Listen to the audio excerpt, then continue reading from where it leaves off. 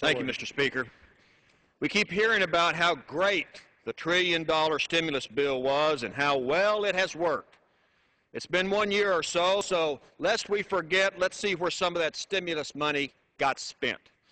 In Buffalo, New York, the State University got about $400,000 to study the effects of drinking malt liquor while smoking pot. For 3 weeks, 100 people are paid $45 a day of taxpayer money to drink malt liquor and smoke a little marijuana. This party stupor paid for by Americans throughout the country.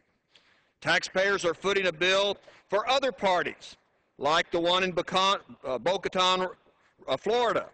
But this one's not for people, this one's for lab mice. That's right, Atlantic University is getting about $15,000 for 2 summer researchers to measure how alcohol affects a mouse's motor functions. I wonder where the PETA people are on this one. Now, do these drunk lab mice count as jobs saved or jobs created? We don't know. We're not through.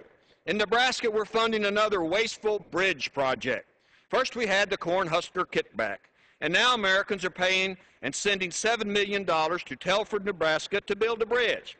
That doesn't sound so bad, but this $7 million bridge is so 168 people don't have to wait so long to cross a railroad track. Sounds like we're wasting money. By the way, that's $43,000 per person waiting for that train. And the U.S. Forest Service is getting $2.8 million in stimulus money to spend on wildfire management in Washington, D.C.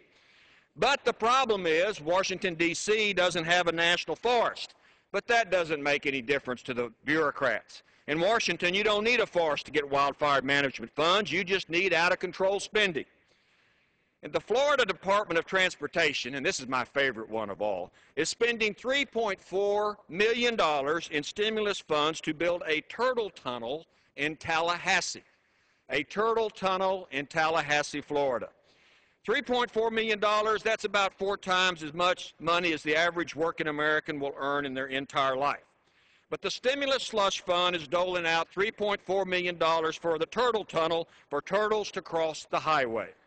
Before we had a stimulus bill, Mr. Speaker, how did the turtle cross the road? For that money, we could get the turtles' limos to cross that street. The Pilcher Housing Authority in Oklahoma, here's another one, received $135,000 in stimulus money to remodel homes and businesses at the Tar Creek Superfund site. The most obvious problem with that scenario is the Tar Creek Superfund site is scheduled to be destroyed. It's going to be remodeled and then destroyed. Only the federal government would spend taxpayer money to fix up a home and then a few years later pay to tear it down.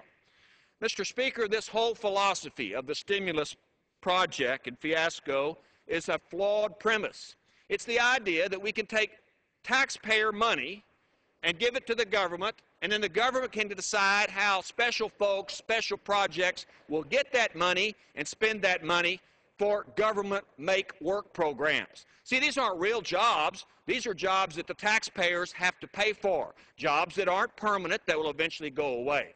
Real jobs are not created by Uncle Sam. Real jobs are created by the private sector. We call those people small business communities.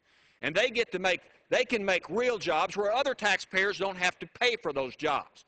And that's when more businesses have more of their own money rather than paying taxes to the federal government, so the government can decide their special friends throughout the country to get this stimulus money. Mr. Speaker, the American people are fed up with this insanity. They're telling Washington, stop the spending, stop the spending, stop the wasteful projects, stop the fraud, stop the abuse, stop borrowing money. See, we don't have the money for all these projects, so we borrow it. And of course, we borrow it from our friends, the Chinese. 60% of our debt is owned by the Chinese. And of course, someday there's going to be a day of reckoning. We're going to have to pay back that money. And that will be paid back in the form of taxes, or it'll be paid back by people yet to be born. The White House seems to want to spend the people into the poorhouse, mortgage off their homes, the mineral rights, and then pay for this massive spending bill. And that's just the way it is. I yield back.